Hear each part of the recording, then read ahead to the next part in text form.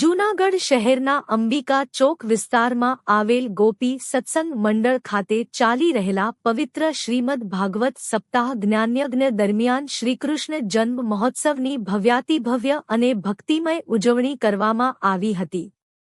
સમગ્ર વિસ્તાર નંદઘેર આનંદ ભયો, જય કનૈયાલાલ કીના ગુંજતા જયઘોષથી કૃષ્ણમય બની ગયો હતો। આ પવિત્ર ભાગવત કથાનું અમૃતમય રસપાન જાણીતા કથાકાર શાસ્ત્રી શ્રી કેતનભાઈ બી જોશી દ્વારા કરાવવામાં આવી રહ્યું છે। તેમની ઓજસ્વી વાણી, ભક્તિરસભર વર્ણન અને આધ્યાત્મિક સંદેશથી શ્રોતાગણ ભાવવિભોર બની રહ્યા છે।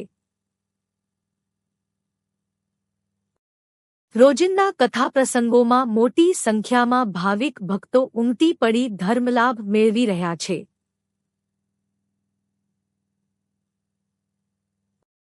શ્રીકૃષ્ણ જન્મોત્સવ પ્રસંગે વિશેષ ઝાંખી, ભજન કીર્તન, ફૂલવર્ષા અને મહાઆરતીનું ભવ્ય આયોજન કરવામાં આવ્યું હતું। ભગવાન શ્રીકૃષ્ણના જન્મની વધામણી સાથે સમગ્ર વાતાવરણ ભક્તિમય બની ગયું હતું।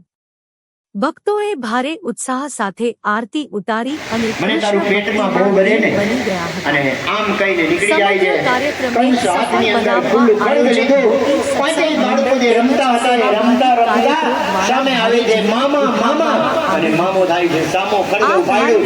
પાંચેય બાળકોના વિસ્તારમાં સનાતન સંસ્કૃતિ, ભક્તિ અને આધ્યાત્મિકતાનો અદ્ભુત માહોલ સર્જી દીધો હતો। સાતમું સંતાન અને ભગવાન એનું આકર્ષણ કરી અને આજે એનું આકર્ષણ કરે છે। આજે આઠમું સંતાન પેલો હતો એને વધારી દીધો। અંતિમ સમયનો ઉન્માદ વસુદેવ દેવકી કારાગરની અંદર હોય। વસુદેવના આંખ રાવણ વચ્ચે ભયાનક યુદ્ધ થાય છે। લડાઈની શરૂઆત કુંભકર્ણ સૂતો તો એને ઉઠાડવામાં આવે છે અને યુદ્ધ કરે છે, કુંભકર્ણને મારે છે અને બરાબર આ સમયની અંદર નિદ્રા દેવી હતા એ આવે છે। રામને શ્રાપ આપ્યો કે જ્યાં જ્યાં ભગવત કથા થતી હશે ત્યાં આવીને હું નિદ્રાના બાણ મારીશ। એટલે ટેકે બેઠા હોય એને જોકો આવી જાય ને તો ચિંતા ન કરતા, કારણ કે આ નિદ્રા દેવી કુંભકર્ણના પત્ની હતા, એને શ્રાપ આપેલો હતો કે જે જે જગ્યાએ સત્સંગ સત્કથા થતી હશે ત્યાં આવી અને હું નિદ્રાના બાણ મારીશ। એટલે હજી આજની તારીખે સત્સંગ સત્કથા થતી હોય ત્યાં કુંભકર્ણના પત્ની છે એ પોતે આવી અને અહીંયા બાણ મારે। આપણને એકાદ જોકું આવી જાય ને તો ચિંતા ન કરતા, ઘણા કે હોય કે બેઠા હોય અને નિંદર આવી જાય પછી આપણે એમ કહીએ કે જાગો જ નહીં તો કે હા હા એક જોકું ખાઈ જાય આરામ, પણ એમાં ચિંતા ન કરવી, આપણે નથી ખાતા। પણ આ નિંદ્રા દેવી જે આવીને બાણ મારી દે અને એટલે જ કીધું કે જ્યારે જય શબ્દ નમઃ શબ્દ બોલાય ને એટલે આપણે બોલવો જેથી કરીને આપણને નિંદર ના આવે। અને આ સમયની અંદર કુંભકર્ણને મારવામાં આવે છે। મેઘનાદ અને લક્ષ્મણ વચ્ચે ભયાનક યુદ્ધ થાય છે। મેઘનાદ હતો એ આજે એના બાણથી, લક્ષ્મણ હતા એ મૂર્છિત થાય છે। લક્ષ્મણને લઈ આવે છે અને એને કીધું સુરસેન વેદ આવ્યા, એને કીધું કે મહારાજ તમે મૃત સંજીવની લઈ આવો તો જ આ લક્ષ્મણજી જાગ્રત થાય। અને હનુમાનજી મહારાજને બીજી વાર આજે એનું બળ હતું યાદ દેવડાવવામાં આવ્યું અને હનુમાનજી મહારાજ જાય છે, એને કીધું કે ભાઈ જે ચમકતી વસ્તુ હોય ને એ જ આ મૃત સંજીવની। એને જોયું કે આખે આખો પહાડ ચમકે છે, એને વિચાર કર્યો કે આમાંથી ઔષધિ કઈ અને આખે આખો પહાડ હતો એને ઉપાયો। રસ્તાની અંદર ભરતજી હતા, એને વિચાર આવ્યો કે આજે આ લોકો રામ જ્યાં છે ત્યાં જાય છે, હાથની અંદર અવળી મોટી શિલા અને એને બાણ હતું એ માર્યું। મારતાની સાથે જ હનુમાનજી જમીન ઉપર પડે છે, રામ રામ રામ। અને ભરતજી તરત જ આવે છે, ઓહો તમે કોણ? રામસ્ય દાસોસ્ય હમ। આખા રામાયણમાં હનુમાનજીએ ક્યાંય પોતાનું નામ નથી કીધું, કોઈ પણ કહે એટલે તરત જ કહે રામસ્ય દાસોસ્ય। હું કોણ? તો કે રામનો દાસ। અને ભરતજી હનુમાનજી મહારાજને કીધું કે આ લક્ષ્મણ મૂર્છિત ગયા હતા ને એના માટે હું આ મૃત સંજીવની લઈ, તમે મને તીર માર્યું, હવે મારાથી જવાશે નહીં। આપણે જો શનિવારે હનુમાનજીને તેલ ચડાવવા જાય ને તેલ ક્યાં ચડાવાય ખબર છે? જાવ કે નહીં? અમે તો એવું બને પુરુષો જાતા હોય એટલે ખરેખર શનિવારે જોવા જેવું તેલ, અડદ અને સિંદૂર અને માળા। અને જો પોતાનાથી પહોંચાય તો ઠીક છે, નહીં તો ઓલા પૂજારી હોય ને ચડાવે અને ચડાવવા ગયા હોય ને સમય હોય હવે હનુમાનજીની માથે નથી ચડાવવાનું, એના ડાબા પગમાં તીર લાગ્યું ને એટલે એને દુખાવો થાય છે ને એટલા માટે ન્યા ચડાવાય. તીર એના માથા ઉપર ચડાવી નાઈ જાય. થાય કેવું ખબર છે? 7.5 વર્ષની પનોતી હોય ને બીજી 7.5 ની વધી જાય. સુખદેવજી મહારાજ વર્ણન કરીને બતાડે છે, મૃત સંજીવની નદીએ લઈ અને ફરી બાજુ આજે ભાનમાં આવે છે અને ફરી બાજુ ભયાનક યુદ્ધ થાય છે રામ અને રાવણની વચ્ચે. રામે 30 કથિતો વંશ વિધારો ભવતામ સોમસૂર્યય રાગના શુભવય બંધાનામ ચરિતમ પરમ અદ્ભુતમ. સુખદેવજી મહારાજ વર્ણન કરીને બતાડે, મહારાજ લાલાના પ્રાગટ્યની કથા કહેતા હોય ને ત્યારે એ નિંદ્રામાં હોય. પરીક્ષિત રાજાની કથા કીધી કોણે? સ્વયં આવી અને પોતાના પ્રાગટ્યની કથા હતી ને એ પોતે જ બતાડે છે. આ તરફ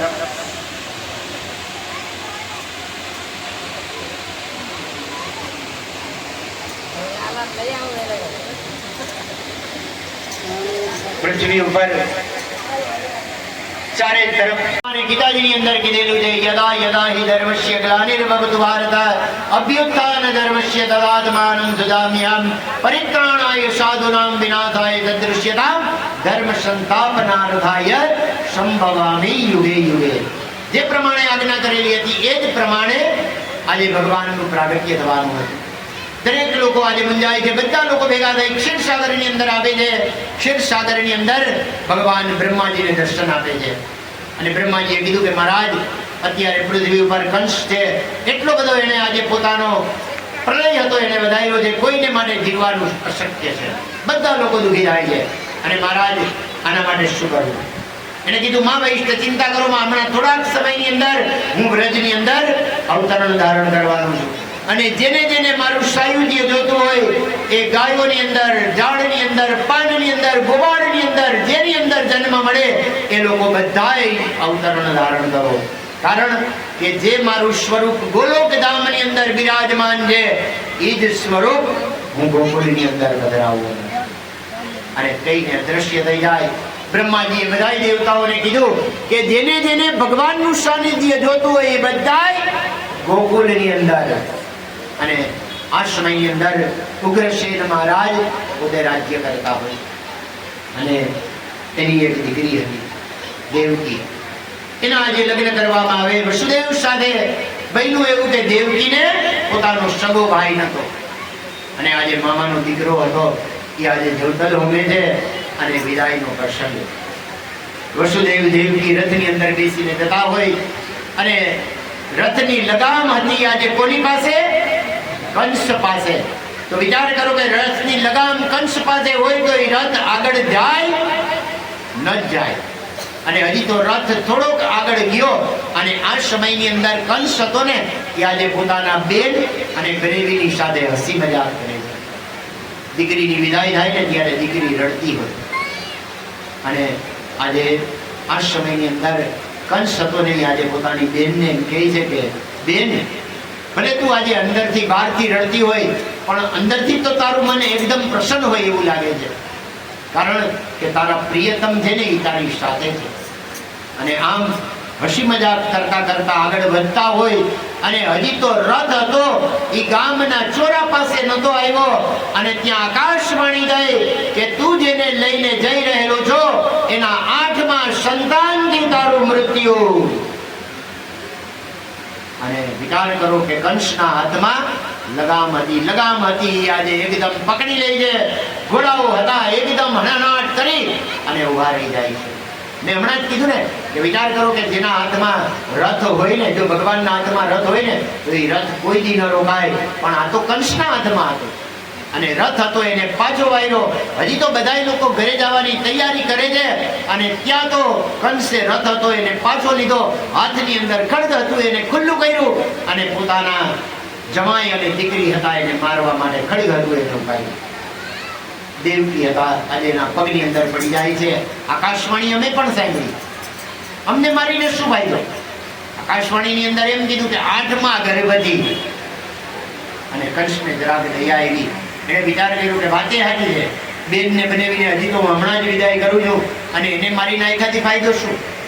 જાઓ આને કેદખાનામાં પૂરી દો. અને બધા લોકોને કહી દીધું કે ધ્યાન રાખો, અને ત્યાં જે સંતાન આવે ને એને ગણવાના કેટલા થયા. અને આ તરફ વસુદેવ દેવકી કારાવાસની અંદર હોય 1 2 3 4 અને 5 બાળકોનો જન્મ થયો. અને આ સમયની અંદર કોણ આવે? નારાયણ નારાયણ નારાયણ નારાયણ. કંસ પાસે આવે છે. મજામાં? હા, દૂર મજામાં. આકાશવાણી થઈ સાંભળી? હા.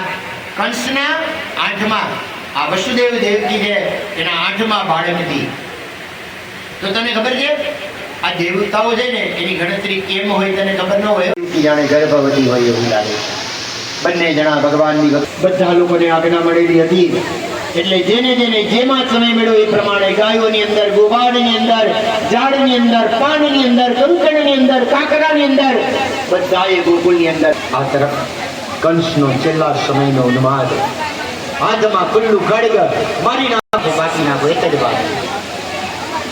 શ્રાવણ મહિનો અને શ્રાવણ મહિનો હે એ નામ જે હે ઈચ્છા 2 મિનિટ કમો 2 મિનિટ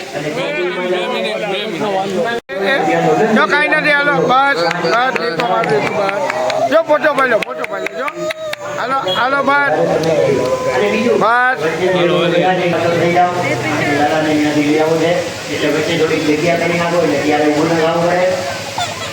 અહીંથી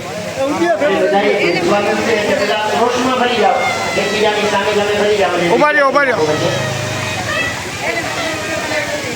બંને જણા પ્રાકૃતિક શિશુ આજે માના ગોદની અંદર હોય અને વસુદેવની સામે જોયું શિવા લાગે છે. અને એની અંદર છલ હતું એને બદલાયું અને એની અંદર લાલાને લઈને જાય છે. યમુના બાવની ગઈની યમુના હતી આજે દીકરી છે. અને આ સમયની અંદર યમુનાજી હતા એ ભગવાનના તુર્ય પત્ની છે. ભગવાને પોતાનો ચરણ કમળ હતો એને વધાર્યો અને યમુનાજીને ચરણ હતા એને સ્પર્શ કર્યા અને યમુનાજીનું પાણી હતું એ ધીમે ધીમે ઉતરવા લાગ્યું. નંદ બાબા આજે વસુદેવ કાનાને લઈને આવે છે અને આ તરફ સુધિકાની અંદર યશોદાજી હતા એની પાસે લાલો હતો એને રાખી યોગ માયા હતી એને લઈ અને ફરી પાછા પોતે મથુરાની અંદર આવે છે. આવતાની સાથે જ દીકરી રડવા લાગે છે. ચારે તરફ ખબર પડી ગઈ કે 8મા બાળકનો જન્મ. કંસ હતો એ હાથ પછાડતો આવે છે. એને કીધું કે આ તો અબડા. કંસે કીધું કે અબડા ક્યારે સબડા બને નહીં, કહેવાય નહીં. અને બાળકી હતી એને લીધી લઈને પથ્થર ઉપર પછાડે છે. પછાડતાની સાથે જે નવ દુર્ગા એ પ્રગટ થઈ. એને કીધું તું મને શું મારીશ? તારો મારનાર ક્યારનો બ્રજની અંદર મોટો થવા લાગ્યો. અને ભલે હવે કંસ પગ પછાડે, વસુદેવ દેવકી ભલે પોતે રડે, આપણે હવે ચલો ગોકુળ ને. અને આ તરફ સવારનો પોર હતો અને યશોદા દેવી રાત્રિના લાલો 12 વાગે આવી ગયો. કોઈ ખબર નથી લેતો. અને બાળકનું હથિયાર શું? રુદનમ. અને લાલો જોર જોરથી રડવા લાગે છે. અને આ સમયની અંદર સુનંદા દેવી આવેલા હતા, નંદ બાબાના બેન. અને એને ખબર સાંભળી, બાળકના રડવાનો અવાજ સાંભળ્યો. એકદમ દોડે તે સુતિકા ઘરની અંદર કપડું હતું એને હટાવ્યું અને જોતાની સાથે જ ઓહો ભાભી લાલન ભયો. અને પોતે ભાભીનું મુખ ચુંબન કરે છે. દોડતા દોડતા નંદ બાબાની પાસે આવે છે. નંદ બાબા ગાયોની સેવા કરતા હોય. નંદ બાબાને એકદમ ભેટી જાય છે. ભૈયા હા ક્યાં દો કે? એને કીધું કે ભાઈ માગ તારે જોઈએ આપું. ભૈયા લાલન ભયો. અને નંદ બાબા ગાયો હતી એના પૂંછડા માથે ચડાવે છે. ગાયોની પ્રદક્ષિણા કરે છે. સુનંદા દેવી હતા એ દરેક લોકોની પાસે આજે આવે છે. પણ તમે જુઓ કે વ્રજ હતું ને બહુ નાનું. જ્યાં સુધી ભગવાનનો જન્મ નતો થયો ને ત્યાં સુધી વ્રજ હતું નહીં, બહુ નાનું. એટલે વ્રજની અંદર માખણ કે મિશ્રી તો ન હોય. એટલે સુનંદા દેવીએ બધાને કીધું કે તમે નીકળો અને આપણે બધાય નંદાલયની અંદર આવવાનું છે, નંદ મહોત્સવ મનાવવાનો છે. એટલે એટલે પોતાના ઘરની અંદર લોટનો ડબ્બો, અથાણિયાની અંદર હળદર હતી એ લીધી, માખણ લીધું, દહીં લીધું, દૂધ લીધું, જેના હાથમાં જે વસ્તુ આવી બધી વસ્તુ લઈ અને બધા નંદાલયની અંદર આવે છે. નંદ બાવા આજે સ્નાન કરી લાલાને તિલક કરે છે અને એને મદપાન કરાવે છે. અને આ તરફ સુનંદા દેવી હાથની અંદર અબીલ ગલાલ કંકુની હતું એ લઈ અને ચારે તરફ ઉડાડવા લાગે છે. એક બેરી નાદ હતો એ ચારે તરફ ગુજે, નંદ નંદ ભયો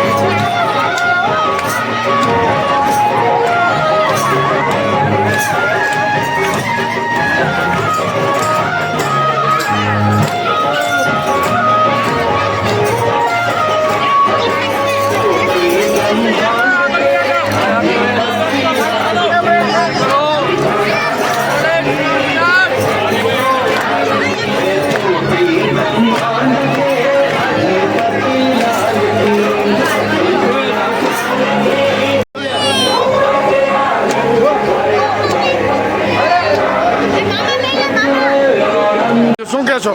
જુનાગઢ અંબિકા ચોક મંદિર ખાતે સમૂહ સપ્તાહનું આયોજન આ ત્રીજું છે. પરસોત્તમ માસ નિમિત્તે દર વખતે આ સમૂહ સપ્તાહનું આયોજન કરવામાં આવે છે, જેમાં ગોપી મંડળ તરફથી હંસાબેન, રંજનબેન, રંજનબેન, સરોજબેન અને દર્શનાબેન, આ બધા ગોપી મંડળના આયોજનથી આ સપ્તાહનું આયોજન કરવામાં આવ્યું. એની અંદર રોજ ભોજન, ભજન, કીર્તન અને આરાધના સાથે મા અંબાના અંબિકાનું મંદિર ખાતે આ સપ્તાહનું આયોજન કરવામાં આવેલ છે. છેલ્લે દિવસે સમૂહ ભોજનનો પણ કાર્યક્રમ છે અને લગભગ 10 પાટલાઓ સમૂહ સપ્તાહમાં બધાએ ભાગ લીધેલો. આજે નંદભાઈઓ પણ બહુ ઉત્સાહપૂર્વક ઉજવવામાં આવેલ છે. આમ જેને કહેવાય કે હિન્દુ સંસ્કૃતિની જાગૃતિના ભાગરૂપે આ સપ્તાહનું આયોજન કરવામાં આવે છે.